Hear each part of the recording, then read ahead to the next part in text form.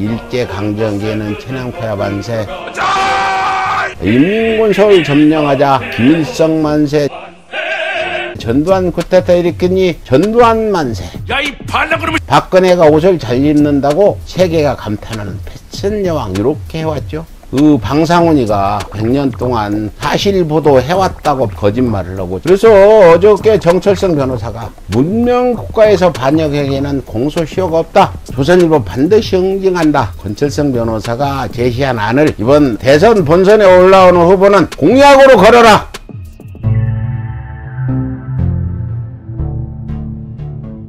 정철성 변호사가 어저께 페이스북에 쓴 글인데, 문명국가에서 반역행위는 공소시효가 없다, 조선일보 반드시 응징한다. 정철성 변호사는 서울의 소리에서 토요일마다 와서 방송도 하고 강복희 고문 변호사이기도 하고 그렇습니다. 그래서 제가 소개를 해드리는 건데, 그 오랜 세월 동안 조선일보는 단 한 번도 국가와 민족 앞에 잘못을 회개하고 용서를 구하지 않았다.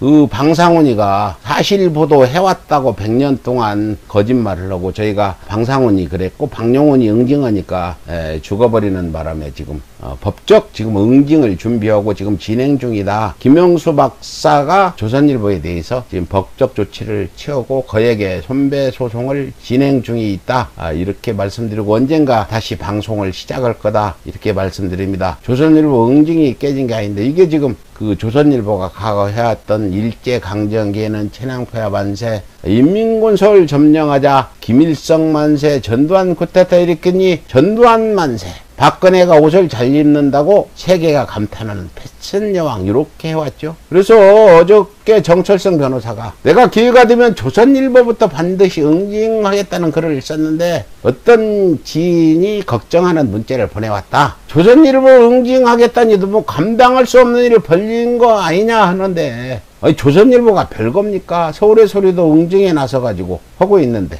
그래서 그 정철성 변호사는 이런 얘기를 들을 때마다 나는 더 어이가 없다. 그래서 다시 한번 분명히 말하겠다. 문명국가에서 반역행위는 공소시효가 없다. 조선일보는 일제강점기 침략국 일본의 식민독재 앞장서 부역하고 침략국 수고인 일왕을 찬양했던 명백한 반역행위를 저질렀다. 무려 20년 동안이나 우리 문명국가라며 1940년 해방 직후에 조선일보는 폐간되고 모든 재산은 몰수당하고 사주 간부들은 사형 등 중형에 처해야 맞는데 그렇게 하지 못했다. 그래서 조선일보 사주 일가들은 언론계 표처는 물론이고 국민권까지 박탈해서 내쫓아버렸어야 되는데 그렇게 못했다. 그 당연한 조치를 80년 가까이 미뤄오고 있는 것이다. 맞죠, 여러분? 지금이라도 바로 조선일보에 대해 그와 같은 조치를 취해도 전혀 이상이 할 거 없다. 나치 부역자들 지금도 그 이스라엘 같은 데서, 독일 같은 데서는 처벌하고 있잖아요.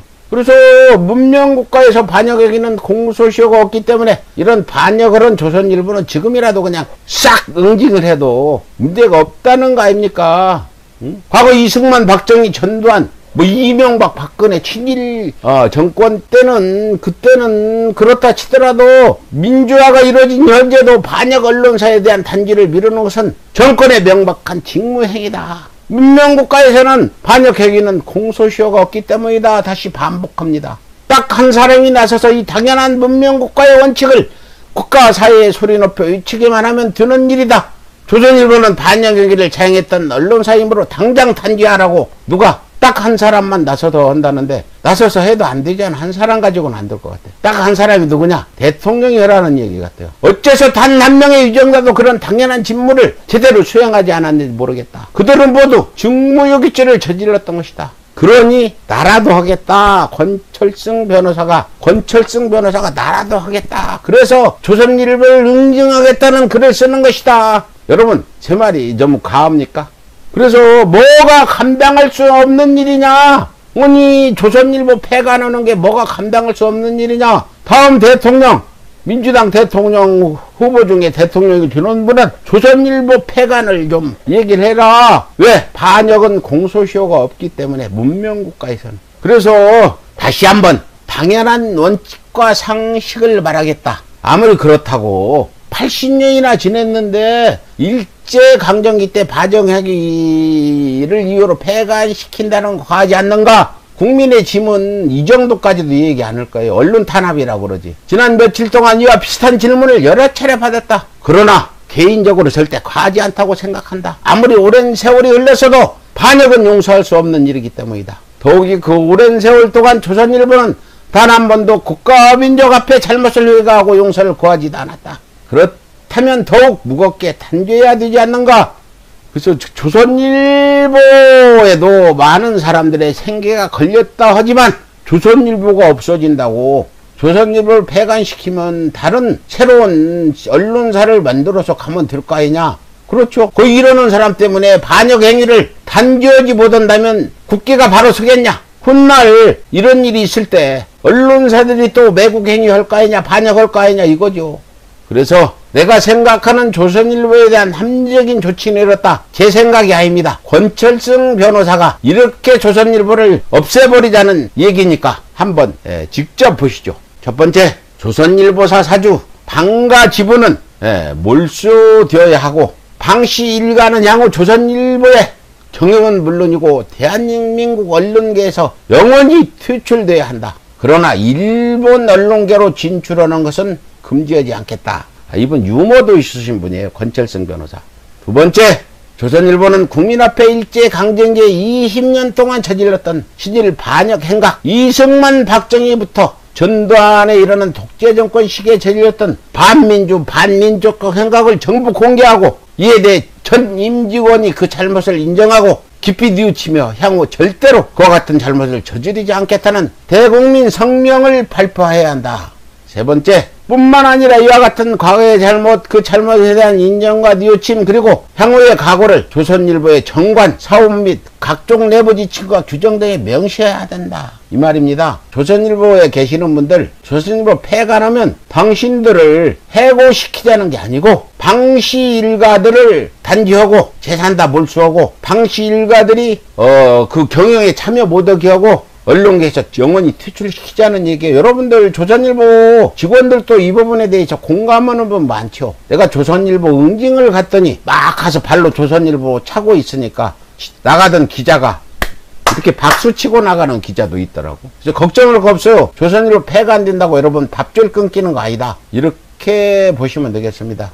그래서 조선일보 사주와 조선일보가 이 조치에 불응할 경우 폐간시키고 몰수하고 기타 반역 언론사에 대한 문명국가의 처리 원칙대로 처분하는 될 일이다. 요거는 다음 대통령이 꼭 해야 됩니다. 우리가 지지하는 추미애, 이재명, 이런 김두관 후보 등등이 대통령이 되면 이거 좀 꼭 지켜주세요. 이거 조선일보를 방씨 일가를 경영에 손떼기 하고 일본 가서 하라고 하고, 이렇게 대국민 성명 발표하는 거 돈 드는 거 아니잖아. 그 내부 정관 사원을 만들어라. 이렇게 해서 원칙대로 처분해라. 여러분들, 권철승 변호사가 제시한 이 안 어떻습니까? 권철승 변호사가 이렇게 오죽 답답하면 이렇게 했겠습니까? 권철승 변호사가 제시한 안을 이번 대선 본선에 올라오는 후보는 공약으로 걸어라. 이거 요구하면 좋겠다는 분은 많이 계시죠.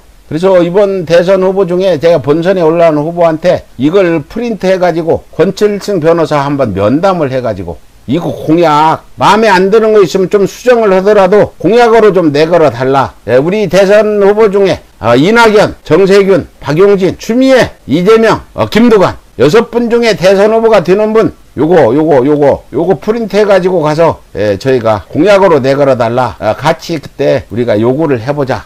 그렇습니다. 우리 정철승 변호사님 정말 고생 많으십니다. 여기까지 초심과 함께 대선 승리를 향하여